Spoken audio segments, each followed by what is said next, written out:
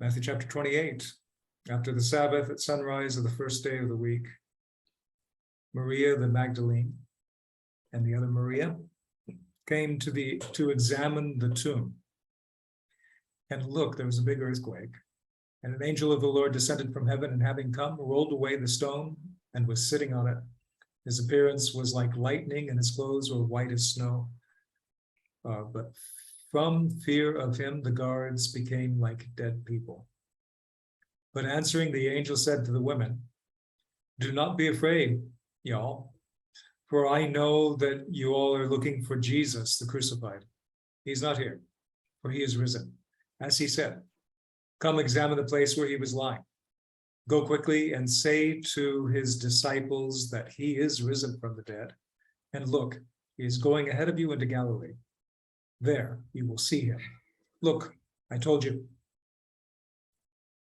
Any comments on this? I love this passage. Just not just because there's so much wonderful Easter music that's based on this, but the whole story is it's exciting and majestic and grand, and you have a message from angels. It's just amazing.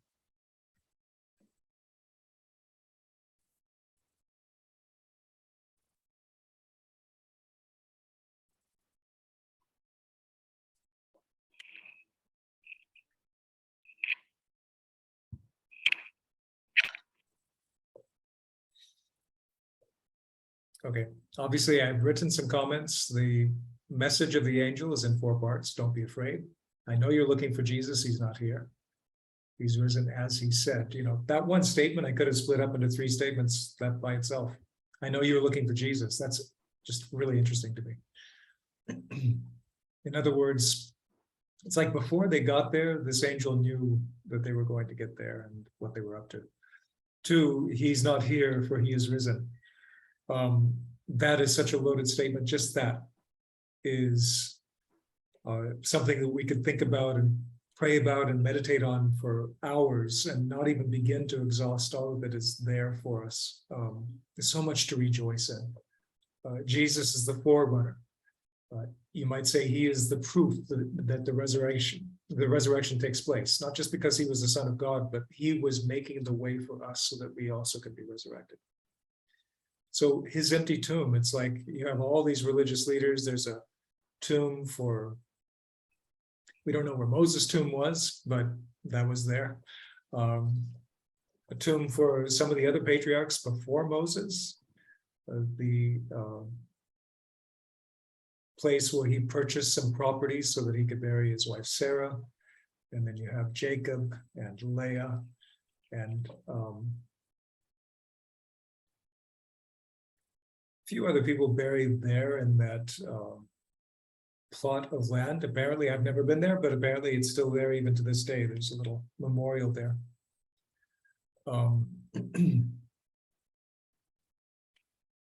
So you can talk about these religious leaders. Buddha, one of the Buddhas, Gautama Buddha. There's a place where that person's body was laid. The various presumed incarnations of the Dalai Lama, all of those guys died and they were buried and they did not rise again from the dead.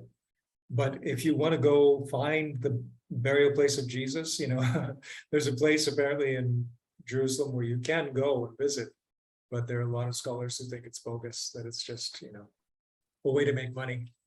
We don't know if that's exactly where Jesus was laid. He was only there for a couple of days. How are you going to find any evidence that that's where he was? But that tomb is empty. Anyway, I could just go on and on talking about or thinking about or wondering at the fact that Jesus is risen from the dead. And then as he said, this idea that, again, we could spend a lot of time on that subject. Jesus is faithful to his word. He is the way, the truth, and the life. He said that he would be fulfilling prophecy. So he's not the only one who said it, but he also spoke through the prophets, Isaiah, who spoke of the resurrection, Job, who said 3,000 years BC or somewhere around that place, maybe 2,400 to 3,000 years BC. We don't know exactly when Job was. I know that my Redeemer lives. And that though worms destroy this body, yet in my flesh I shall see God. So this prophecy revealed to Job that his Redeemer lives, speaking of course of Jesus, and that in the last days he would stand upon the earth, and though worms destroy his body, yet with my flesh I shall see God. These are just amazing statements that you find in the prophecies. You just go back through the prophecies and you find indicators that we're going to have an anointed one, even going back to Genesis, that on the cross, Jesus crushed the power of the serpent. And the serpent did snap at his heel, but that didn't slow him down. And he did die, but he rose again from the dead. And it was actually that sacrifice which gave us all access to the Holy of Holies, the very presence of God, and gives us the power to live resurrection power, empowered lives. Now, I've made some comments. Any other comments on this?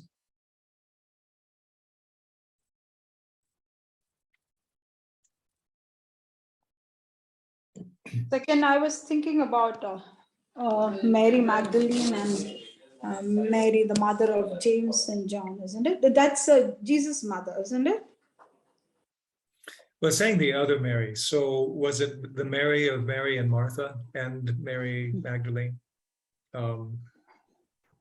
Mary, the mother of James and John. No, was the other Mary that was at the tomb.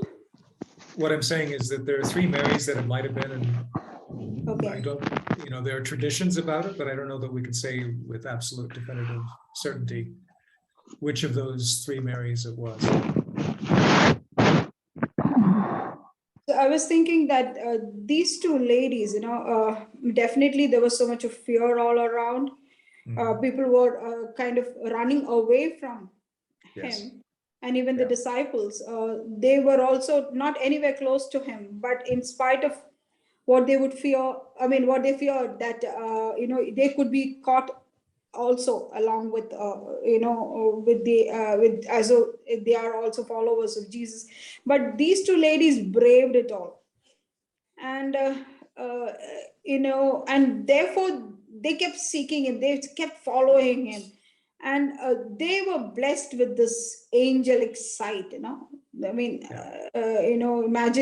the angels themselves, coming and speaking to you. So those who seek after God, to them will be granted revelation and understanding and wisdom and encounter, in spite of our situation, in spite of our conditions, in spite of the threat, everything that comes along the way, they were blessed with that. So it speaks so much about, a direction for all of us. Yeah, people talk about Jesus somehow going against the tradition of the day, and the revelation concerning his resurrection being first to ladies rather than to the men. Then the men didn't get it. They didn't even believe that the ladies were telling the truth and doubted their testimony. And, all of those, I suppose, are valid points. But I think what you are talking about is what I really see in the text that's astounding, that these ladies were boldly going where the men of the group were not willing to be. And I think that that's part of the reason that they had the revelation that they did, because they had such courage. They were willing to be where Jesus was, even if it was only a dead body. And no matter what the price was of being associated with him, they didn't care. But there are no men that are there. Now, you could argue maybe it was the ladies' responsibility to take care of the bodies, but I don't know that that's really true either. You have Joseph of Arimathea and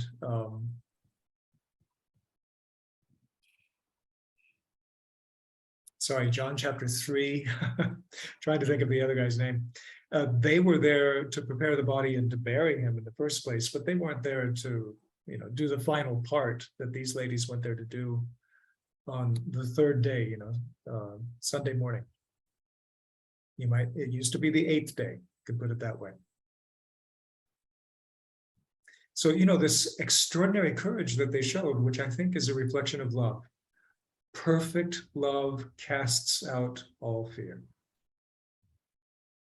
Yeah. That's so true, right?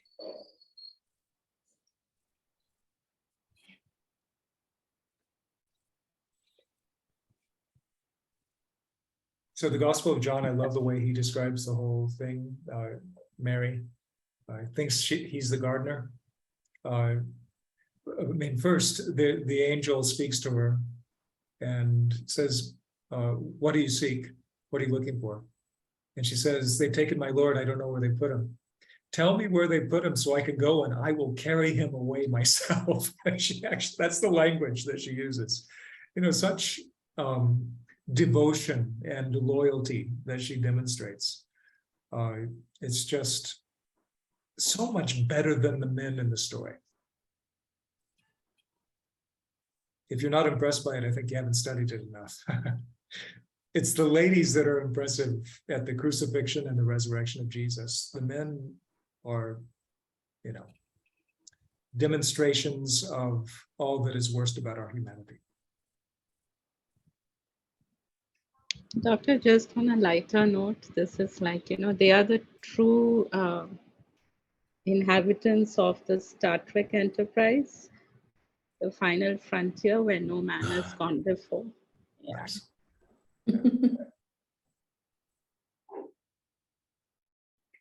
And both the Marys, they had received, immensely from the Lord. Mary Magdalene, I think she was healed. She was badly demonized and she had received a healing.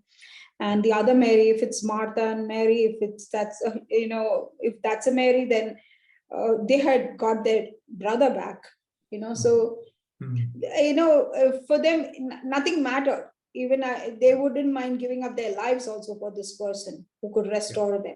Yeah. Exactly.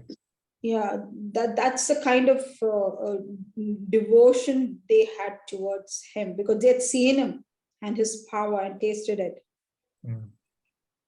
Willing to go with him till the very end. Yeah, and I think if we're looking for a revelation, I think that we're looking for the wrong thing. If you're looking for some kind of miraculous thing, you're looking for the wrong thing. If you're looking for Jesus, then you get the message from God. That's what happened with these ladies. They are there to look for and to serve and to love Jesus, even though he had already died. And so because of that, they see an angel. The angel gives them a message that's directly from God. They are the first ones to take the good news to the disciples. It's just, some of us look for some kind of spiritual experience. But what we need to be looking for is a relationship with God that is so dear to us that these kind of things, to finish the thought about Mary in the Gospel of John, she looks in the tomb and there's an angel and says, what are you looking for? He says, they've taken my Lord. I don't know where they put him. Tell me where he is so I can go and get him. And then she turns around. It's like she doesn't care about an angel. She doesn't care about a message from an angel. She's just looking for Jesus. So everybody else in the Bible is tremendously impressed by angels when they come into their presence. John himself, who wrote the Gospel of John, in the book of Revelation, he actually bows down to worship the angel because he thinks it's God. He's just so impressed, he's overwhelmed. He bows down to worship the angel that gave him that revelation. And the angel says, no, don't do that. Just worship God. I'm a fellow servant of God, just like you. But Mary didn't care about the angel. All she cared about was Jesus. Hope you're following what I'm saying. If we are looking for a message from God, or we want to, what would it be like to meet an angel? We want to experience that or whatever. Or you're looking for some kind of gift of prophecy or some other spiritual gift. You're looking for the wrong thing. Look for Jesus. And all these things will be added to you. You know, seek first the kingdom of God and his righteousness, all these things will be added. Seek after him. That relationship with him is the basis for all great things. Every good and perfect gift comes from above, from the Father of lights. It's the relationship with him that is the basis for every good thing that we receive. So these ladies are such good examples. You know, I want to be more like them. Then the angel says, come examine the place where he was lying. That's like, it's a term that in our language, we might talk about forensics. You know, come and do a thorough, evaluation of this scene, and see what the evidence is. It's interesting to me that God often gives that kind of invitation. He doesn't expect us to just have blind faith. In fact, there's a saying, some people say, I won't believe until I see. And with things of God, I think it's often the case that we don't see until we believe. We need to come to him in faith. But having said that, he is not intimidated by our desire to have evidence or proof, or, you know, that God should prove himself. He's quite able and willing to do that because he loves us. Not because we deserve it, but he can handle our desire for evidence.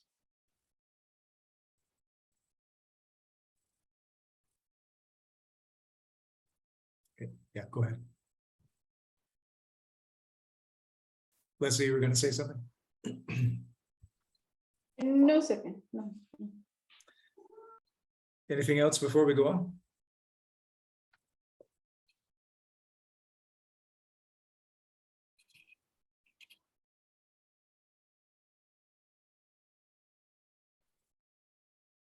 Can't see the quickly without thinking, quickly now, go tell his disciples that he is risen, just as he said.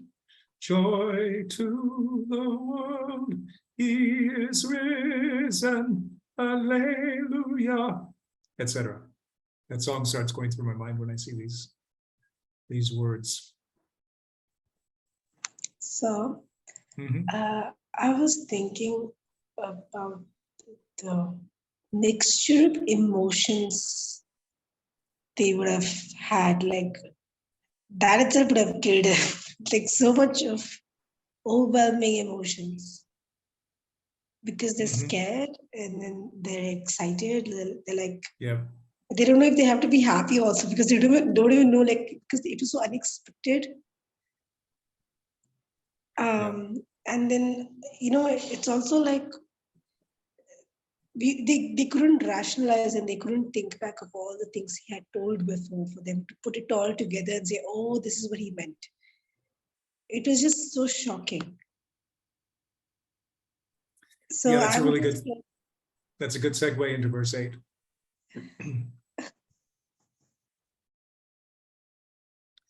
And going out quickly from the tomb, they were immediately obedient, with great fear and great joy. That combination, to be ambivalent seems like the wrong word. That's what it actually means. But to have this kind of mixture of emotions that are kind of contrary to each other, but to be both afraid and full of joy at the same time. They scurried, they hurried to report. And the word there for report is apangalia, from which we get the word angel.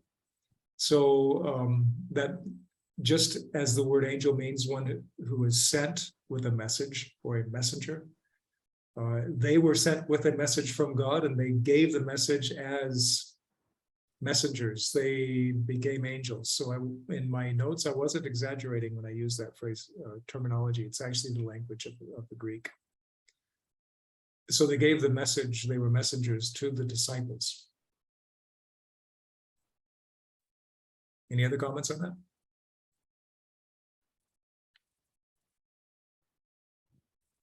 But as they were going to tell his disciples, look, Jesus met them and said, hey.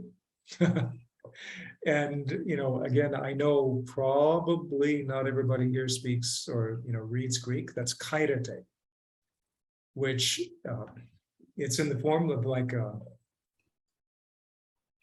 it's often translated hail, but we don't use that term anymore. The We associate that with the Nazis, Sie Heil, that kind of thing. They would salute the Fuhrer.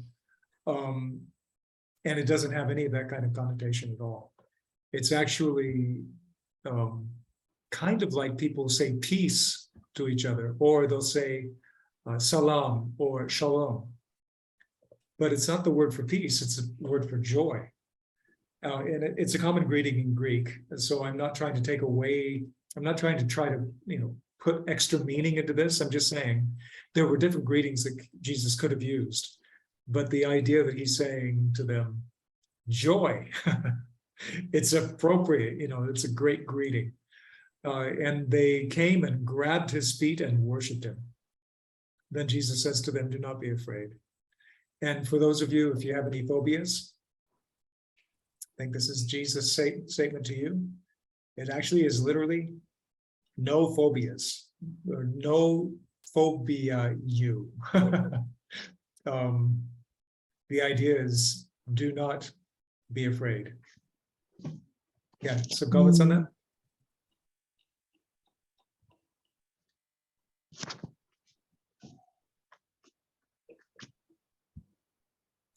Go tell my brothers that they should go to Galilee, and there they will see me. Any other comments on these first 10 verses?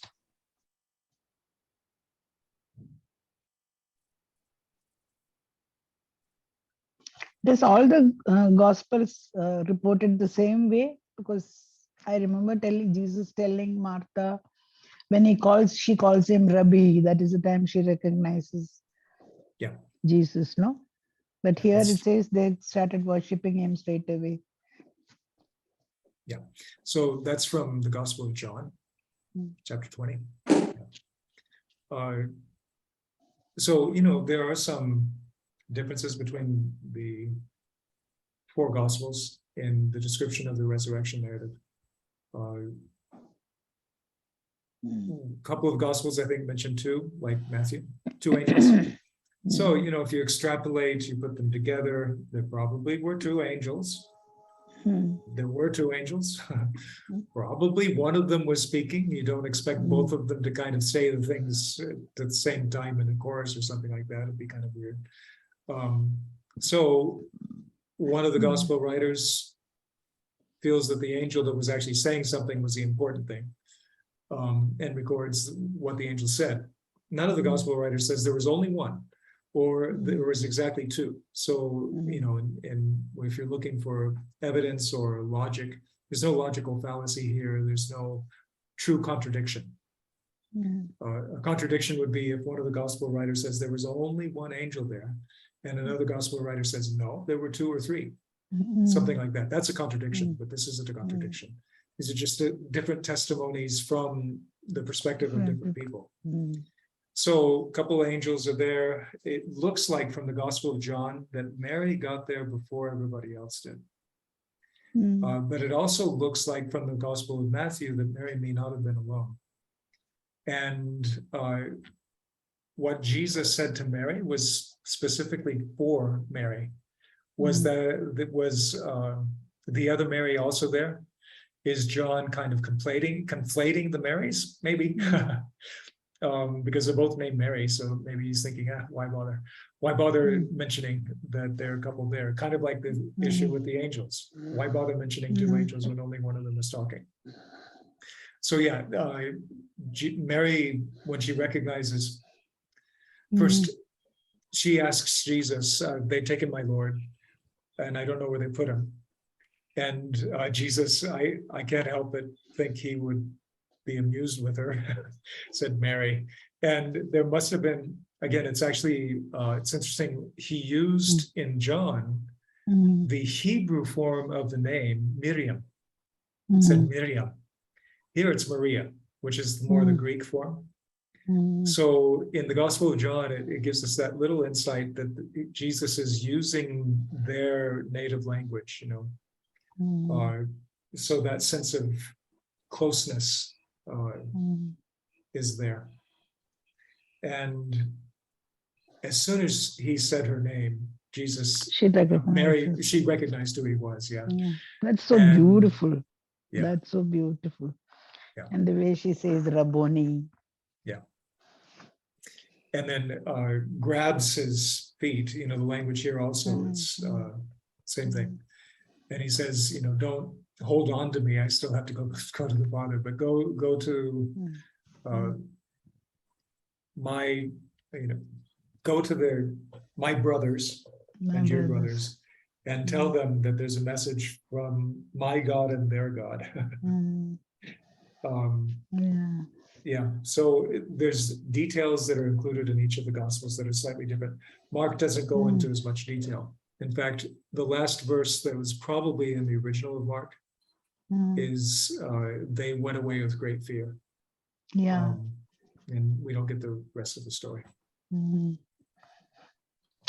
Jesus, as long as he was on the earth, he always says, I'm your friend, I'm your brother. But then I just love the way John was so kind of, falling straight on his face. He doesn't go running to Jesus when he sees, oh, my brother, my friend, we were together, I was sleeping on your chest and things like that. Yeah. There's so much of adoration, so much of worship, and so much of fear, like it is said here. The joy and the fear is a mixed emotion. He doesn't relate to Jesus as he was in his bodily form, but as the sovereign God over all creations, no? Yeah, amen. Mm. Yeah, for us, I think we probably all need a bit more of both. To have that sense of his sovereignty and his power and his awesomeness. Awesomeness. And at the same time, he is called us friend, and Jesus goes to some extent to say, I no longer call you servants, I call you friend. The servant doesn't know what his master's doing. But I told you what my plans are. He invites us into that kind of intimacy. Yeah, He but wants that to be time he friends with was us. serving us. When he came, he says, Son of Man has not come to be served, but to serve. But to serve. But here in the resurrected form, we are to serve him, I know. It's so amazing. It's also amazing the way the Lord, orchestrates the whole thing, like to make himself known. Now, nobody received Christ. Nobody accepted him. Nobody saw him as a son of God. There was so much of disbelief in spite of all that, taken place. At the time of his resurrection, he could have, done something like the whole world to see. witness it, like he himself rising into the sky. And then that would kind of quell all disbelief and say, oh, this is the Son of God.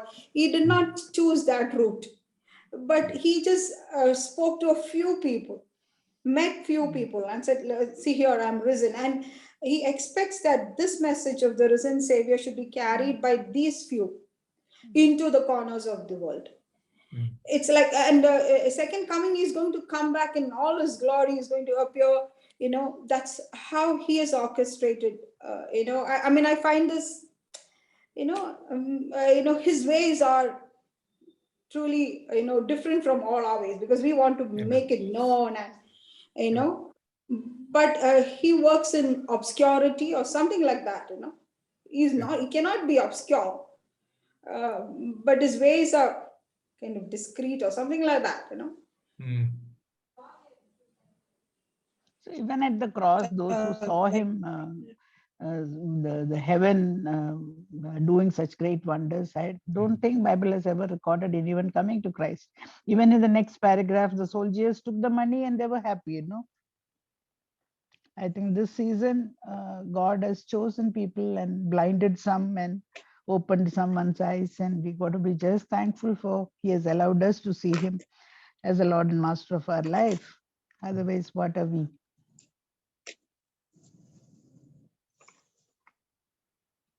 So Nani, you started to say something? When Auntie Leslie was talking about, how his ways are not like the way we would do. I was thinking of all those parables that explain the kingdom of God. It's like a thief. It's like a seed. All those different imageries that God has given, that Jesus had given before he he was crucified. Now, like we have the benefit of putting all of that together and understanding that his kingdom has that power, that that force, and yet it is so subtle and it just plays out so beautifully. I just like that idea of both of that, the paradoxical idea of both of it coming together.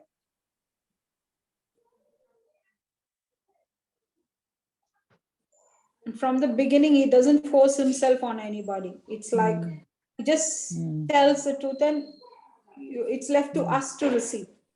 I know.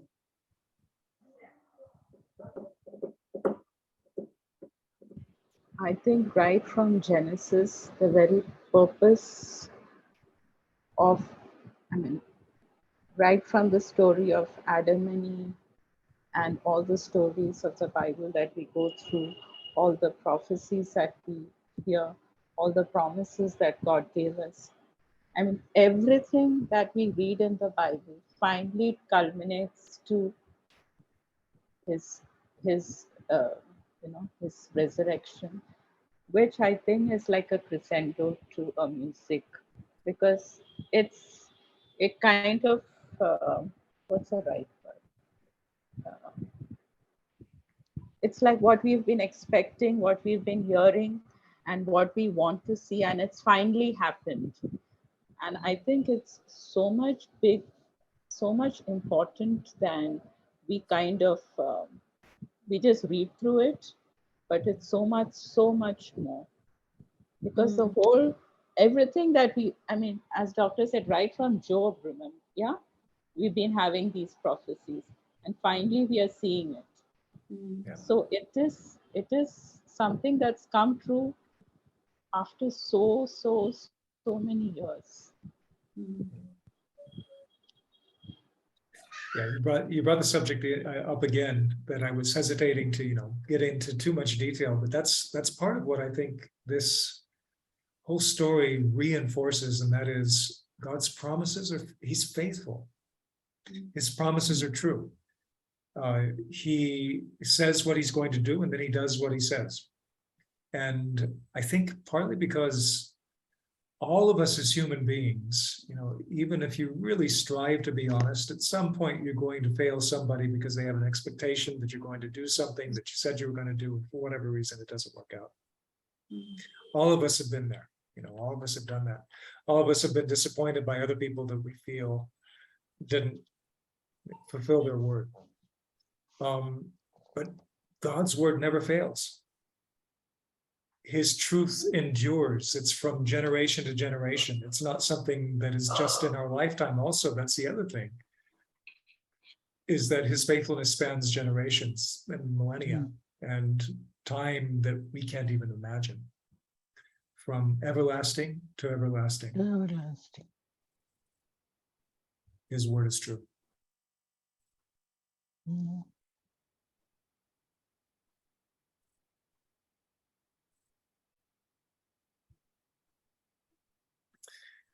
But the ladies having gone, look, some of the guards, and I just found it interesting, the word there for guards is custodias, from which we get custodian.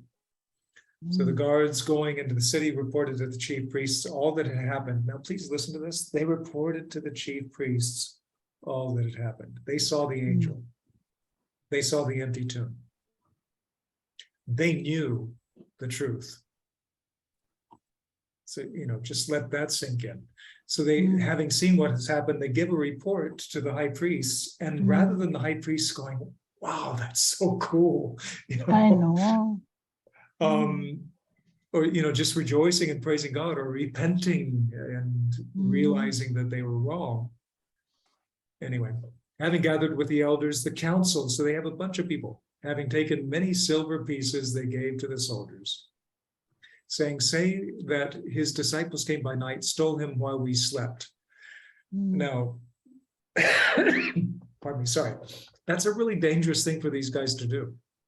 Because according to Roman law, if you've been given a command by your commanding officer, and your charge escapes you, and their charge was dead.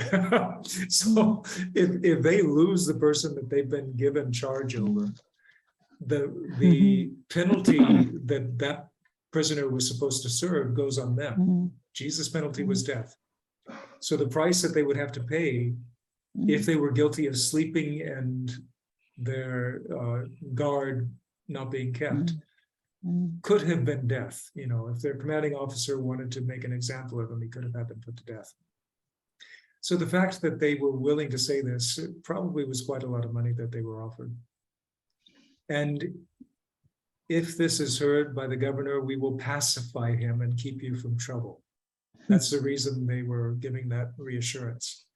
And receiving the money, they did according to the instructions given. And this word is spread among the Jews to the present day. So even in the time that Matthew was writing this, which is probably 30 years later, this is still a story that was spread about, you know.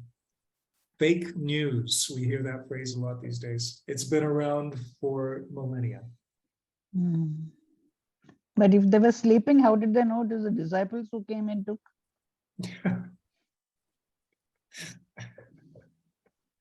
Yeah, I mean, there's also contradiction, and obviously it's not a very good story. Yeah. I found that very funny, because that was their fear that the disciples would come and steal the body. And then they ended up using the same story to cover up. Yeah. So I found it very funny. And then I could just like think of how God would be like, this is just not even like part of my agenda. And people are just doing something, you know, on their own, just cooking up stories, trying to retain their reputation or something.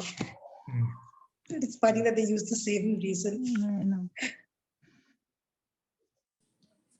Another sad side to it is this: it is the chief priests who are trying to hush it up.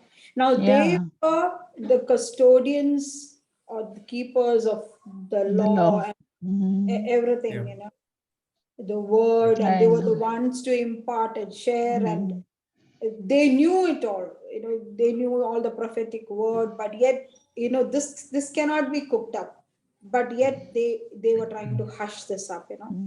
Because their job would have come to an end, you know, if it was really God. Instead of repenting, oh, we made a mistake. Yeah. You know, oh, we did not. Yeah. I feel that the behavior of the religious leaders in the New Testament, the Jewish religious leaders, is a word of warning to every one of us that's in any kind of leadership in the church. But I think it still continues, no, Dr. Ken, in most of the religious place, I mean, Christian denominational places, it continues. The minute one obeys the word of God fully, they are either expelled from the church or things like that. It's still going on. Though they say they are worshiping Jesus, but they're considered as radicals.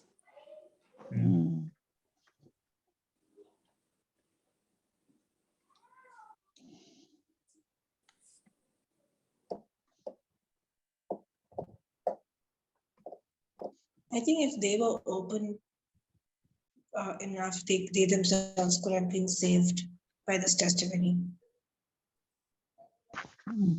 It's more like an if situation, like, because they knew that the body was missing, and if they had chosen to believe Jesus was really Jesus, salvation would have come to them.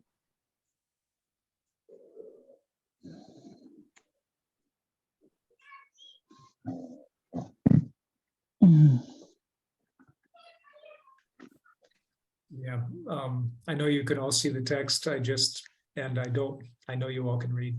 They paid to protect their legacy, and that corruption became their legacy. We all need to do what is right before God, regardless of how it impacts our reputation or position or how we're perceived. Yeah, beautifully written.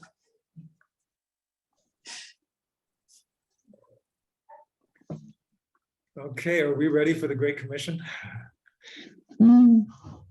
The 11 disciples went to Galilee, to the mountain where Jesus had appointed them, and seeing him, they worshiped, but some hesitated. Some translators translated doubted. It's not a wrong translation. It's just the word there is actually hesitation. And Jesus spoke to them who had come, saying, all authority in heaven and on earth has been given to me. Therefore, going, disciple all nations, baptizing them in the name of the Father and of the Son and of the Holy Spirit, teaching them to keep all whatever I've commanded you. And look, I am with you all the days until the consummation of the eon.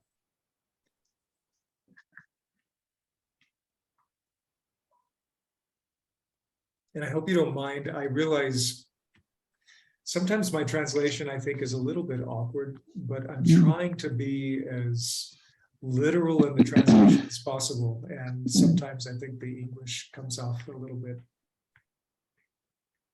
I don't know, awkward. It's not natural speech. It's not the kind of language that we use on a daily basis. But the Greek text says, I am with you all the days, literally, and until the consummation. The word there, consummation, is the same root that Jesus used on the cross when he said, it is finished.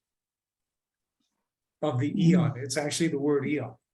It's the Greek word eon. So why not just use the English word that is the transliteration of that word? To the end of the age. To the consummation of the eon. So again, I'm not saying that my translation is better or anything like that. In fact, I think it's less readable. But yeah, I hope you can deal with the awkwardness of the language in order to get a little bit closer to the literal translation of the original language. So that is the Great Commission. Any comments on this? So a sentence before, Galilee is the place where Jesus has done maximum number of miracles, no? And yet it says, I think verse 17, it says some were doubtful. Yep. And these are his disciples. I mean, it says he appears to the 11. Does that mean only those 11 disciples or others also? Well, we know from some of the other testimony that we've already talked about in previous sessions. There were at least 500 that Jesus revealed himself to in the book of Luke. It's described, but it looks like this particular event was primarily to his inner circle.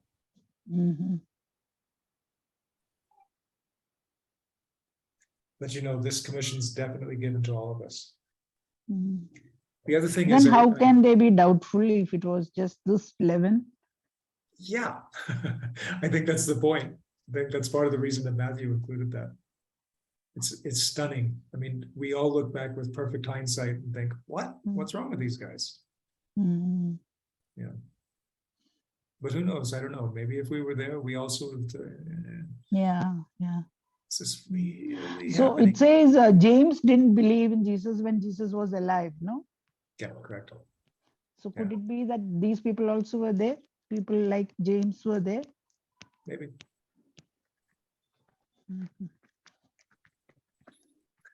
Also, just a little bit of nuance so that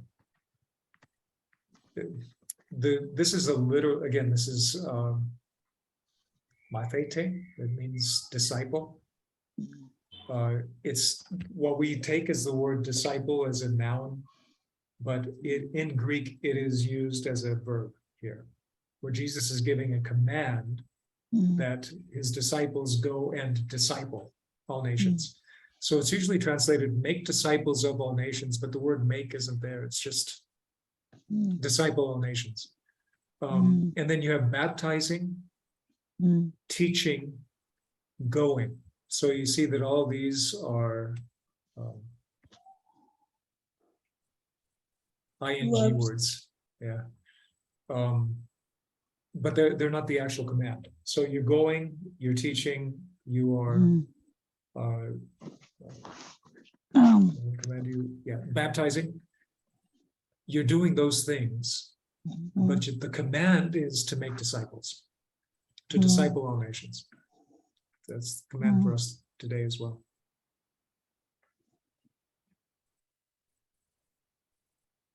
And I love this last word.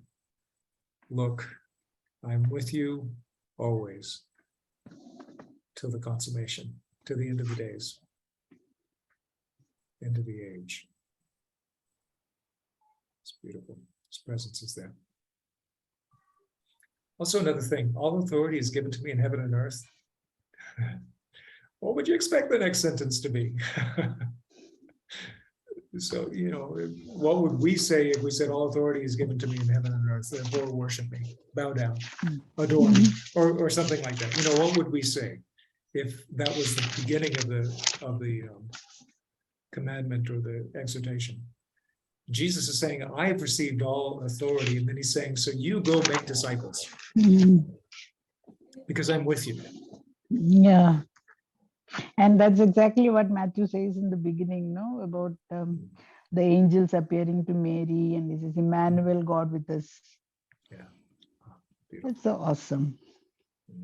So awesome. And somehow we kind of mutate our prayers when we say, God be with us, even as we are going, come with us and do this, do that. And, I think we got to just thank God for He is with us. Wherever and whatever we do, we should do it according to His will, and thanking Him that He is with us always. I used to pray like that for a long time. Be with me, be with the aircraft, be with the pilot, and all those things. Yeah. Until one day the Lord spoke to me, I am with you. Yeah, amen.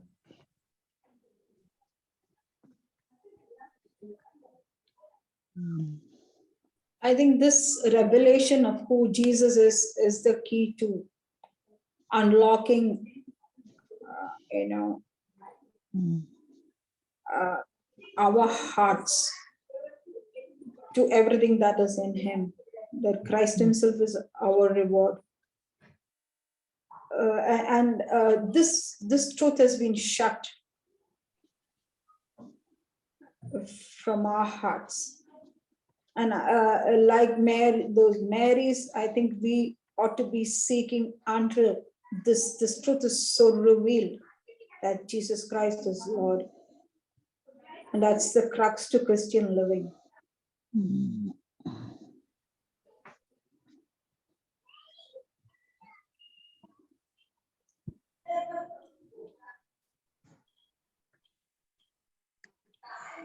Dr. Ken. Yep. Just the sub points that you have listed down in the following pages. They're so neatly well written.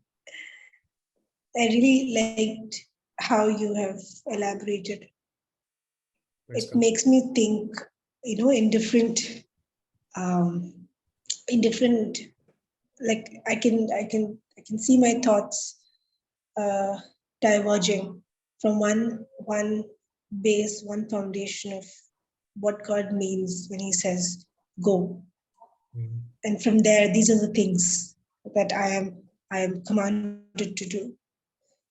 And it's like how you wrote it. It's not like, He didn't speak any judgment or anything. He gave us like an encouragement to do work, His work. And it feels so privileged to, have Him say that to us. It's not just that we are saved, we have received salvation and we sit snug and comfortable. But now is the time. Like, once we receive Jesus, that's when our work also begins. That is when we get into action. Yeah.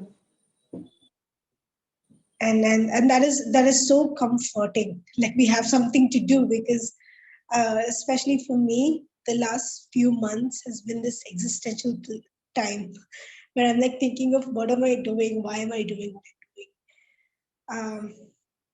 And I've come to understand that some things I will never be able to know. Those are just mysteries of God. Maybe He will reveal, maybe He will not reveal. Maybe it's not meant to be revealed to humanity. But some of these questions are just questions. What I can do is take what He has given me already and do the work, because I think just to do this, our lifetime would not be enough. Mm. We should just put in all our strength, all our energy into following what he has told us to just obey.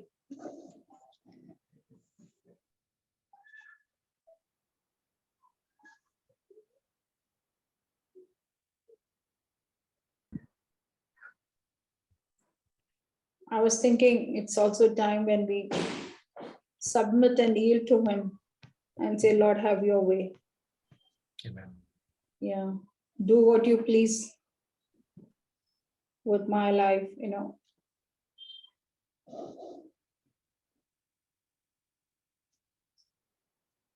Hmm. All right, good comments. We are getting to 6:30. I know we don't have to finish at an arbitrary time, but it seems like a logical time to finish up. Is everybody okay with us taking a week break before we get back to, and is Exodus okay with everybody?